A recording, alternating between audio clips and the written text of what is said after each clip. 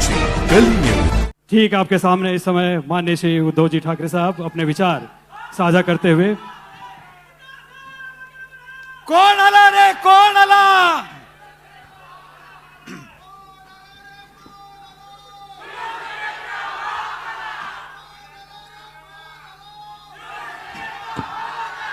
जमलेल्या माझ्या तमाम हिंदू बांधवांनो, भगिनींनो आणि माता,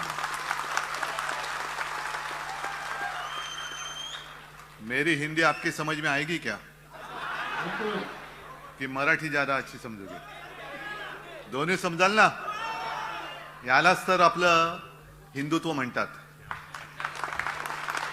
जो एक दूसरे में भेद करते हैं उसको हिंदुत्व नहीं कहा जाता। इसे तो चाणक्य नीति भी नहीं कहा जा सकता, लेकिन कूटनीति होती है जो खुद के अपने स्वार्थ के लिए की जाती है, और कुछ लोग कर रहे हैं। बहुत दिनों के बाद ठाणे में आया हूं। ऐसे नहीं कि पहली बार मैं गडकरी रंगायतन में आया हूं, कई बार आया हूं। जैसे संजय जी ने कहा कि ये गडकरी रंगायतन भी आदरणीय बाला साहब जी की देन है, और मुझे याद है 68 या किती राजन असेल, 68 69 67 असेल, नगर निगम के चुनाव होने जा रहे थे, और एक जनसभा में, विराट जनसभा थी, एक पर्चा आ गया, ऐसी चिट्ठी आ गई। बाला साहब भाषण कर रहे थे और उसमें लिखा था कि ठाणे में नाट्यगृह नहीं है। तो बाला साहब ने कहा, आप सारे लोग मिलकर मेरी शिवसेना को सत्ता दे दो, मैं आपको नाट्यगृह दे दूंगा। और तब जाके पहला नाट्यगृह थाना में आ गया।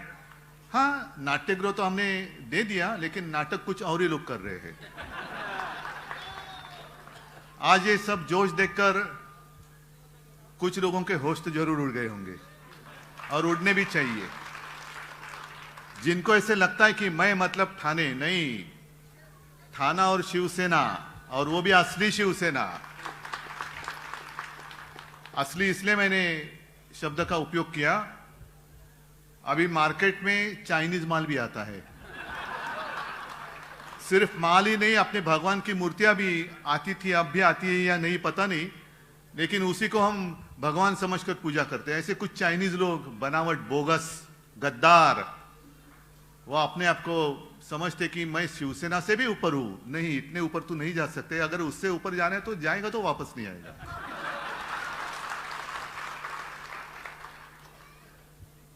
राजन और राजन के सारे साथी, आप भी मेरे सामने बैठे हैं, कट्टर शिवसैनिक है। ठीक है, ये हमारी इम्तिहान है, परीक्षा है। चुनौती तो आती रहती है, लेकिन मैं चुनौती को कभी चुनौती नहीं मानता। चुनौती को मैं भी एक अपॉर्चुनिटी मानता हूं। आप सब बोलेंगे, अरे ये तो क्या, इसका होश ठिकाने पे है क्या? इतनी चुनौती है तो भी ये आसानी से कह रहा हूं। बिल्कुल, परीक्षा तब भी होती है जब कठिन समय आता है।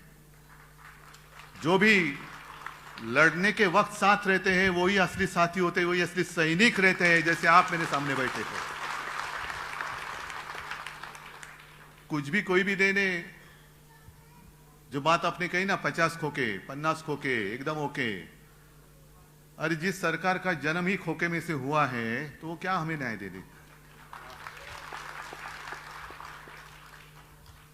फिल्म अभी आपने देखी, उसमें एक सवाल पूछा गया था कि अच्छा यूबी आहे, मला वाटलं यूबीटी आहे, स्पीकर वरती म्हणून म्हटलं हे कुठून आलं। शिवसेना ने और उद्धव ठाकरे ने उत्तर भारतीयों के लिए क्या किया, बताओ आप। अगर मैंने कुछ किया नहीं होता तो आप यहां आते क्यों? और जो भी प्रश्न या सवाल पूछने वाले हैं, उसका उत्तर तो आप उत्तर भारतीय ही उसका उत्तर देंगे। मैंने कभी, हाँ, मेरी भी आवाज सुनाई दी। मैंने भी मुख्यमंत्री पद की शपथ ली थी, और उसमें संविधान के आधार पर मैंने ली थी, और उसमें मैंने कहा था ये शपथ कि मैं किसी के साथ भेदभाव नहीं करूंगा, भेद नहीं करूंगा। आपस में लड़ाई क्यों करनी है?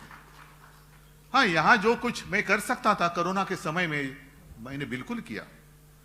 और इसलिए मैं हमेशा कहता हूं, ये मेरा सौभाग्य है जो और किसी के नसीब में नहीं है। महाराष्ट्र की जनता मुझे अपने एक परिवार का सदस्य मानती है, मेरा सौभाग्य है। और इसमें सारे लोग आए, हिंदू तो ही है, क्या आप लोग हिंदू नहीं है? अच्छा, हिंदुत्व की बात करें तो हिंदुत्व का मतलब क्या है? मैं कांग्रेस के साथ गया, हाँ गया खुलेआम गया। आधी रात में जाकर चोरी छुपे मीटिंग नहीं की। पहले एक सवाल मैं उनसे पूछना चाहता हूं कि हमें कांग्रेस के साथ जाने के लिए मजबूर किसने किया? बीजेपी के साथ तो हम थे ही 25 साल, 50 साल, 30 साल, शायद दुनिया के इतिहास में एकमेव गठबंधन होगा इतने साल से एक फेविकॉल से भी ज्यादा मजबूत से जोड़ से ज्यादा मजबूत जोड़ था हिंदुत्व के लिए। तो वो जोड़ वो किसने तोड़ा? पहले बीजेपी ने तोड़ा। और बीजेपी को ऐसे लगा था जैसे ये लोग गए ना गले में एक बेल्ट बांध के, नहीं मेरे गले में पट्टा, हाँ ऑपरेशन हुआ इसलिए वो कॉलर पहननी पड़ती है, लेकिन वैसे पट्टे बांधने वाला आज तक कोई पैदा नहीं हुआ है और ना ही होगा, क्योंकि बाला साहब का खून मेरे रग में है, रगों में खून है उनका। मैं कभी लाचार नहीं हो जाऊंगा या कभी गुलाम नहीं हो जाऊंगा। मैं झुकूंगा जरूर, लेकिन वो झुकूंगा आप सारे लोग जो मेरे हिंदू लोग हैं, सारे लोग मेरे अपने हैं, उनके सामने मैं जरूर झुकूंगा, लेकिन इनके सामने नहीं। मैं तानाशाही को कभी बर्दाश्त नहीं करूंगा। और मैं हमेशा कहता हूं हिंदुत्व है क्या, हिंदुत्व क्या है? मैंने तो हमेशा कहा है, जो मेरे पिताजी कहा करते थे, सिर्फ मंदिर में जाकर जो घंटा होती है ना, घंटा बड़ोनारा हिंदू, वो हमारा हिंदुत्व नहीं है। हमें तो आतंकवादियों को पिटने वाला हिंदू चाहिए, उसे हम हिंदुत्व मानते हैं। और ये लोग क्या करते, जैसे बीच में आप सारे लोगों को पता है, हमारी वज्रमुठ महाविकास आघाडीच्या सभा झाल्या होत्या ना आपल्या, सारे गोर गरीब लोग तिकडे आली होती, सब जाति के सब सारे लोग थे। इन लोगों ने क्या किया, जो बेवकूफ नकली हिंदू है उन्होंने क्या किया, दूसरे दिन जाकर उसमें गोमूत्र शिंपडलं। का? अपवित्र झाले, माणसासारखी माणसं जमलेली त्यांना तुम्ही अपवित्र मानता? ये कौन सा हिंदुत्व है? जो हमारा हिंदुत्व है वो हृदय में राम और हाथ में काम, ऐसा हमारा हिंदुत्व है। लेकिन इंसान में जो भेद करते हैं, पवित्र अपवित्र, इनका हिंदुत्व झूठा है। और इनके हिंदुत्व का जो झूठा नकाब है वो हमें खींचना है, वो हमें आपल्याला तो मुखोटा फाडून काढायचा है। क्या है हिंदू राष्ट्र? मणिपुर जो जल रहा है यही अपना हिंदू राष्ट्र है। आप सारे लोग बीच में एक जैसे मैं जब मुख्यमंत्री था तो हनुमान चालीसा, अरे जिस हनुमान ने एक सीता के लिए पूरे लंका का दहन किया, सीता हरण हुआ इसलिए रामायण हुआ, द्रौपदी का वस्त्र हरण हो गया इसलिए महाभारत हो गया। दुख की बात तो यही है कि जब द्रौपदी का वस्त्रहरण हो रहा था तो धृतराष्ट्र बैठे थे वहां राजा, लेकिन उनकी तो दृष्टि नहीं थी, दृष्टिहीन थी। आज की सरकार वहां जो बैठी है वो क्या धृतराष्ट्र है? अपने ही देश में मणिपुर में 2 महिलाओं के साथ जो किया गया वो तो सिर्फ वीडियो सामने आए इसलिए पता चला। वहां के मुख्यमंत्री कहते हैं ये ऐसी चीजें तो, ऐसे घटना तो बहुत हुई है। शर्म आनी चाहिए, शर्म आनी चाहिए। राष्ट्रपति महिला है, वो भी आदिवासी है, क्या कर रही है? मैं महामहिम राष्ट्रपति जी से पूछना चाहता हूं, राष्ट्रपति महोदया, आप जिस देश के राष्ट्रपति हो उस देश में महिलाओं की इज्जत हर चौराहे पर लूटी जा रही है, आपको कुछ संवेदना नहीं है? वहां की राज्यपाल महिला है, कुछ कर नहीं रही। अरे हमारे यहां जो राज्यपाल थे कैसे मस्ती करते थे, भेजो उनको वहां पे। मंदिर खोलो, ये खोलो, वो खोलो, क्या इतना आसान था क्या वो कोरोना का संकट? लेकिन ऐसे राज्यपाल वहां क्यों नहीं भेजते?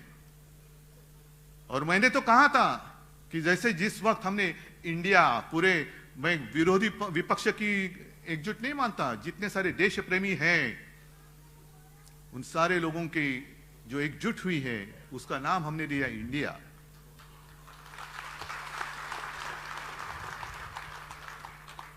तो इंडिया की भी आलोचना हमारे प्रधानमंत्री जी ने की, उसकी तुलना उन्होंने इंडियन मुजाहिदीन। तो प्रधानमंत्री जी 1-2 दिन में यहाँ महाराष्ट्र में आने वाले हैं, गद्दारों के साथ बैठने वाले हैं, जिनके ऊपर भ्रष्टाचार के आरोप किए उनका सत्कार करने वाले हैं। यही हमारा हिंदुत्व है। तो मैं प्रधानमंत्री जी से पूछना चाहता हूं, जब भी आप विदेश जाते हो तो प्राइम मिनिस्टर ऑफ इंडिया, एक देश की शान की बात होती है, अरे अपने देश का प्रधानमंत्री देखो, कौन है बाद में, लेकिन देश का है। तो प्राइम मिनिस्टर ऑफ इंडिया का मतलब क्या है? आप इंडिया, मेरे देश को वहां जाकर रिप्रेजेंट करते हो कि इंडियन मुजाहिदीन के प्रधान सेवक बनकर जाते हो? मुझे बताओ।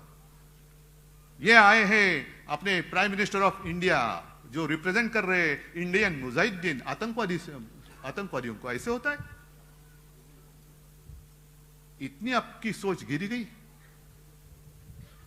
और जिस हिंदू राष्ट्र की बात कर रहे हैं, इसलिए मैं भी एक कागज पर, जैसे संजय जी ने कहा, मैं भी 2 पंक्तियां लिख के लाया हूं। आज के देश की स्थिति कैसी है? खुलेआम महिलाओं के साथ अत्याचार हो रहा है।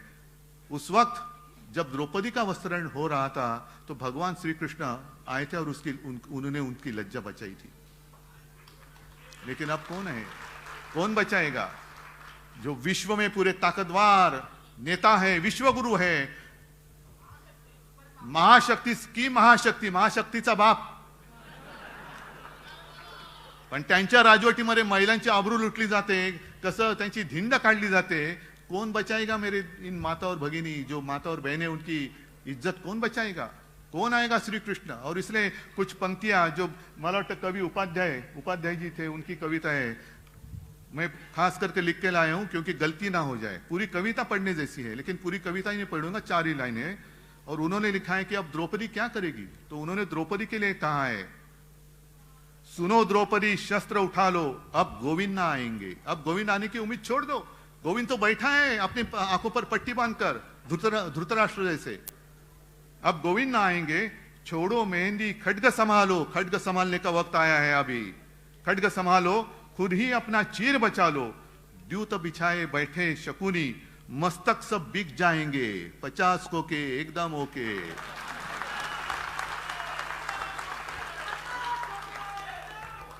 मस्तक सब बिक जाएंगे, सुनो द्रौपदी शस्त्र उठा लो, अब गोविंद ना आएंगे। क्या यही हमारा हिंदू राष्ट्र और यही हमारे हिंदू राष्ट्र की कल्पना है?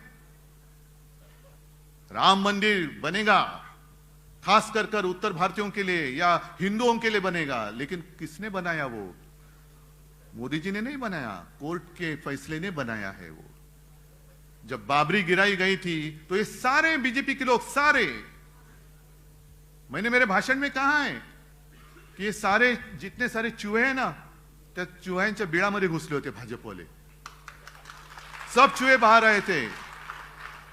तो एक पत्रकार ने चूहे को पूछा, अरे क्यों भाई, आप आपके घर में नहीं, क्यों नहीं? अरे क्या करूं, वो बीजेपी वाले घुसे, बाबरी गिर गई ना, बाबरी गिराई गई तो ये सब लोग भाग गए।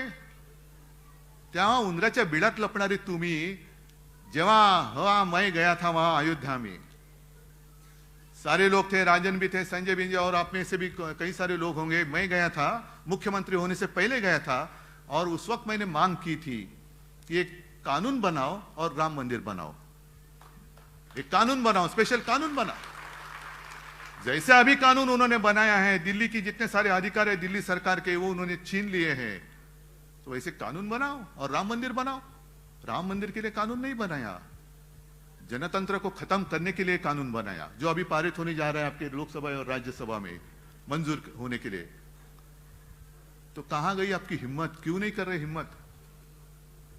मणिपुर भी मैंने कहा ना कि वहां शांति करनी है तो भेजो ना ईडी, इनकम टैक्स, सीबीआई को भेज दो, वापस आते ही के देखो। और शायद एक बात हो सकती है, अमित शाह जी एक बार जाके आए, दोबारा भेजो, जितने सारे वहां के जो लोग हैं दंगा फसाद करने वाले, सारे बीजेपी में ले लो, मणिपुर शांत हो जाएगा। क्यों? यही तो नीति चल रही है। जो मैंने बात की कि 2-3 दिन में 1 तारीख को शायद प्रधानमंत्री जी आ रहे हैं, मंच पे कौन होगा आप फोटो देखो, एक अनोखी तस्वीर होगी। अगल बगल में कौन है? मैं भ्रष्टाचार को खत्म करूंगा। करो ना, करो। लेकिन जिनके ऊपर आपने आरोप लगाए 70,000 करोड़ के भ्रष्टाचार के, उन्हीं को लेकर आपने महाराष्ट्र की सरकार जो शिवसेना तोड़कर आपने बनाई थी, मजबूत थी, तो भी और मजबूत करने के लिए उनको तोड़ा। क्यों? और कोई मिला नहीं आपको? और कोई मिला नाही.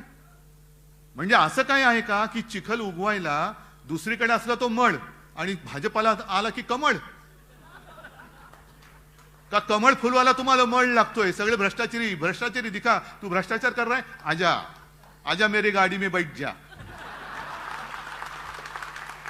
भ्रष्टाचार की गाड़ी चल रही है, तेज बुलेट ट्रेन चल रही है, भ्रष्टाचार की गाड़ी. अरे भारतीय जनता पार्टी, अब नाम लेने के लिए शर्म आनी चाहिए. ये तो भ्रष्ट जनता की पार्टी हो गई है, भ्रष्ट जनता पार्टी. क्या आपका शासन है कहां? और अभी कैसे होता है कि जब भी चुनाव आते हैं तो इनको सारे पुराने साथी याद आते हैं. जिस वक्त अपनी मीटिंग चल रही थी इंडिया की, तब उनको याद आ गया, अरे अपना भी ऐसा कुछ था ना. तो किसी ने बताया, हाँ था ना, क्या नाम था उसका? एनडीए. हाँ तो चलो एनडीए की मीटिंग बुलाओ. एनडीए में कितने सारे लोग बैठे थे, सब आधे अधूरे. नहीं, आधे अधूरे इसलिए कहा कि मैं भी 2 मीटिंग के लिए गया था. पूरी शिवसेना मेरे साथ, मैं आज भी पूरी शिवसेना मेरे साथ ही है. लेकिन अब आप इतने ताकतवर हो गए तो भी आपको ऐसे तोड़ मरोड़ कर पार्टी मजबूत करने की क्या जरूरी है? मतलब आपके आप में आत्मविश्वास नहीं है. आपको पता चला है कि 2024 के बाद आपकी सत्ता टिकने वाली नहीं है. मेरे जनता की जितने सारे देश प्रेमी लोग हैं वो इकट्ठा आकर, एक साथ आकर आपको सत्ता से दूर करेंगे. क्या हमारा गुनाह क्या है? इंडिया का आपने संबंध आतंकवादियों से जोड़ा, तो क्या मैं आतंकवादी हूं? इतने सारे मेरे भाषण सुनने के लिए आए सारे आतंकवादी हैं? जो आपके साथ थे, ममता दीदी थी, नीतीश कुमार थे, सारे लोग क्या आतंकवादी है?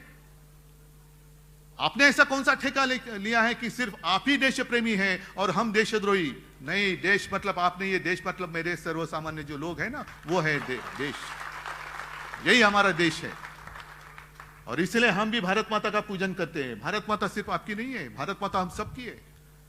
अरे इन लोगों का तो भारत माता के वक्त, उस वक्त आजादी के संघर्ष में कोई लेना देना नहीं था, दूर दूर से नहीं था. अब जो हक जता रहे ये हमारा है नहीं. इसलिए मैं कहता हूं कि अपने देश से ऊंचा कोई भी होना नहीं चाहिए. मेरा देश सबके ऊपर, मेरा देश सबसे ऊंचा है, उसके ऊपर कोई भी होने दो नहीं, उसके नीचे. तो देश का वासी है, नीचे नीचे. देश से ऊपर उठकर देश की पहचान किसी व्यक्ति की पहचान से जुड़नी नहीं चाहिए. मेरे देश की पहचान देश कर ही रहनी चाहिए. अगर हम बाहर जाते, आप कहां से आए? मैं भारत से आया हूं. हाँ, हिंदुस्तान से आया हूं, इंडिया से आया हूं. लेकिन हमारे यहाँ के गद्दार वहां कहीं गए थे तो उनको पूछा, ऐसे वही कहते, एकदम सीना तान कर कहते. किसी ने उनको पूछा आप कहां से आए हो? तो उन्होंने कहा मैं इंडिया से आया हूं. अच्छा, मोदी के देश से? हाँ. अरे मोदी का देश? क्या इन गरीब लोगों का देश नहीं है? गरीब लोगों का देश नहीं है? ये देश मेरे गरीब लोगों का है, देश की जनता का ये देश है. सिर्फ एक व्यक्ति का देश नहीं है. एक व्यक्ति कोई मालिक नहीं बन सकती. और इसलिए मैंने कई बार कहा है, अब जो एक चर्चा इनका क्या होता है, जब चुनाव आते हैं तो आपस में लड़ाई लगा देते, हिंदू मुसलमानों की लड़ाई, आपस में जाति पाति की दीवारें खड़ी करती है. आप लड़ते रहो, हम राज करते रहेंगे और विकास के सपने दिखाएंगे. विकास, हम विकास कर रहे. क्या किया है विकास? विकास तो अंग्रेज भी कर रहे थे, तो क्यों हमने सबने उनको क्यों भगाया? हमें विकास चाहिए लेकिन गुलामी नहीं चाहिए, हमें आजादी चाहिए. आप हमें विकास का सपना दिखाएंगे और आपका गुलाम बनाएंगे, हम मंजूरी करेंगे? हम नहीं करेंगे मंजूर उसको. हम नहीं गुलाम होंगे. हमें विकास करना है और हमारे देश की जनता काबिल है अपना विकास करने के लिए. और आते जाते किसी ने मुझे एक कार्टून बताया. विकास की बात कर रहे हैं ना, तो एक कार्टून बताया कि एक श्रीमान जी थे, वो अखबार लेकर खुशी में अखबार पढ़ रहे हैं, तो उनकी श्रीमती जी उनको कहते कि अजी सुनिए, ये जो तस्वीर देख रहे हैं ना, ये चांद्रयान जो आपने भेजा है अपने देश ने, उसने भेजी हुई तस्वीर नहीं, ये तो हमारे शहर का रास्ता है उसकी तस्वीर है. इतने गड्ढे पड़ गए हैं, इतने गड्ढे हैं, इधर गिरे, इतने गड्ढे हैं कि चांद पे जाने की जरूरत ही नहीं है. यहीं पे समझ में आती है कि चांद में कैसे होगा सब. और ये सब झूठी बातें, इससे अभी हमें जागते रहते सबको जगाना चाहिए. उत्तर भारतीय, आप मुझे बताओ क्या किया है हमने आपके साथ ऐसा सुलूक कि आप जो एक साथ थे आज भी हैं, तो आप अचानक थोड़े से दूर चले गए। क्यों? जो फिल्म में बताया गया है ये सच्चाई है। और उस वक्त कई सारे मतलब एसटी से हमने सारे लोगों को अपने अपने राज्य में भेजा था, उनके राज्य की सीमाओं तक पहुंचाया था। मैं तो केंद्र सरकार के साथ बात कर रहा था कि हमें ट्रेन दे दो, उसका जो भी किराया है मैं दे दूंगा, मैं मतलब सरकार दे देगी। नहीं। और लाखों लोग जो मजदूर थे वो आ गए सड़क पर, वो जहां भी गए उनका हमने एक कैंप लगाया, डॉक्टर दिए, उनके खाने की तजवीज की, सब सारी बातें की और उनको सही सलामत उनके घर पे भेज दिया। और उस वक्त आपने देखा गंगा की क्या हालत थी, वहां अंत्य विधि भी कैसे कुछ किसी ने किया भी नहीं, ऐसे खुलेआम मैदान में जल रही है चिता, कौन किसका क्या कोई किसी को पता नहीं, लेकिन जल रही है चिता, जल रही है चिताएं जल रही है। ऐसी विटंबना महाराष्ट्र में मैंने एक डेड बॉडी के साथ भी नहीं होने दी। और कभी मैंने झूठापन किया नहीं, एक आंकड़ा भी, एक भी मौत मैंने कभी छुपाई नहीं। जो है सच्चाई को छुपाओ मत, सच्चाई आज नहीं तो कल सबके सामने आ जाएगी। और इन लोगों ने क्या किया? थाली बजाओ, गो करोना गो, ढोल पिटो, एक मराठीत म्हणतात ना बेडूक उड्या मार, कोलांट्या उड्या मार तर करोना जाईल। अरे कसा जाईल करोना? मंदिर खोलो, ये खोलो, वो खोलो, क्या खोलो? और मेरी आलोचना की जाती है, माझे कुटुंब माझी जबाबदारी, हे फक्त कुटुंबापुरतेच आहे। हाँ बिल्कुल, मेरा परिवार मेरी जिम्मेदारी है, सब मेरा परिवार है, पूरा महाराष्ट्र मेरा परिवार है, जिम्मेदारी मेरी है। और मेरे परिवार की जिम्मेदारी मैं लेता हूं, पता नहीं आपके परिवार की जिम्मेदारी को और लेता होगा तो मुझे नहीं मालूम, लेकिन ये मेरा परिवार है, महाराष्ट्र मेरा परिवार है और उसकी जिम्मेदारी मेरी है, मैं हूं। और इसीलिए सारे लोग जो मुझे अपने परिवार का सदस्य मानते हैं, ऐसे नहीं मानते, एक रिश्ता जुड़ा है मेरा इनसे, एक रिश्ता जुड़ा है। आज आप लोग सारे इतने उत्साह में हैं, लेकिन ध्यान में रखो, क्योंकि आज तक मैंने अनुभव किया है। हम कहते हैं कि कभी वार्ड में किसी को पूछते हैं, अरे इसका ये जो एरिया इसका क्या? साहब यहाँ थोड़ा मुश्किल है क्योंकि यहाँ उत्तर भारतीयों की बस्ती है। और बीजेपी क्या करती है, आरएसएस क्या करती है? उत्तर भारतीय मतलब कहां से है? उत्तर प्रदेश से है, बिहार से है, झारखंड से है, और कहां से है? फिर जैसे आपण मराठीत बोलतो ना, घाटावरचा, घाटाखालचा, विदर्भातला, मराठवाड्यातला, फिर ठाकुर है, यादव है, गांव कौन से गांव का, फिर उसके उस बस्ती में वो बस्ती देखते कहां से आए हुए लोग हैं और वहां से किसी को लाकर आपके बस्ती में छोड़ देते हैं। और जो आपके साथ आपकी गांव की बात करेगा, आपकी भाषा में बात करेगा, तो आप बड़े खुश हो जाते हैं, अरे मेरे मायके से कोई आया है, कैसे हो भैया? अरे वाह, सब ठीक। और जब वोटिंग का समय खत्म होता है, वो भाई साहब गायब। फिर दूसरे दिन से उसके बाद में शिवसेना और हम, आप और हम दोनों एक दूसरे के साथ हैं। लेकिन ये आते हैं, आपको चुनाव के वक्त गुमराह करते हैं, उनकी राह बराबर वो माप लेते हैं और आपको छोड़ देते हैं। इतने सारे अब जब आएंगे तो उनको पूछो कि कोरोना के संकट में आप कहां थे?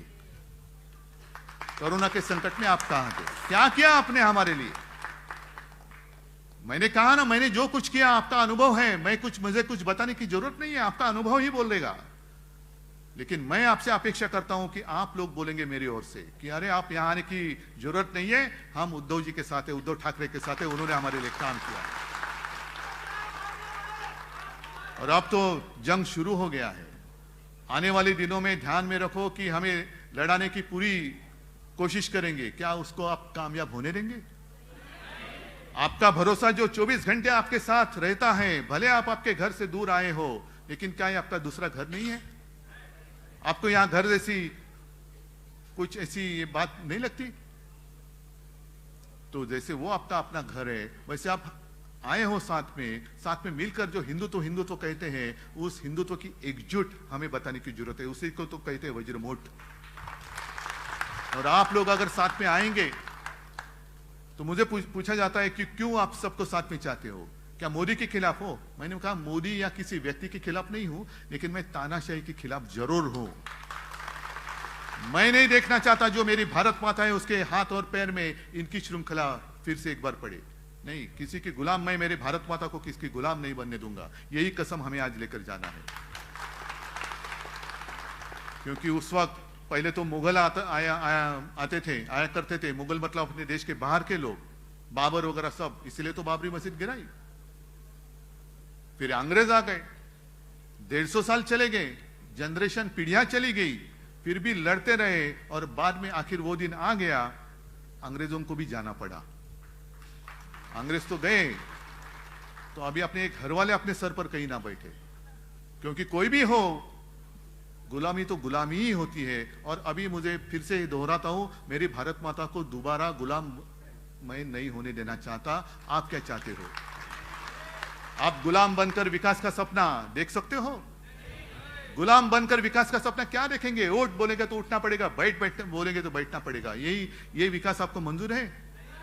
कि आज जो आजादी के मतलब हम सब, हमारा देश एक ऐसे मोड़ पर आया है कि 2024 में नहीं तो ट्रेन छूट गया, फिर अपना देश अपने हाथ से गया, इन नालायक लोगों के हाथ में जाएगा, तानाशाहों के हाथ में जाएगा। और इसलिए मुझे पूरी उम्मीद है, उम्मीद नहीं, पूरा विश्वास है, पूरा भरोसा है कि अब साथ में आप आए हो, साथ में ही रहेंगे।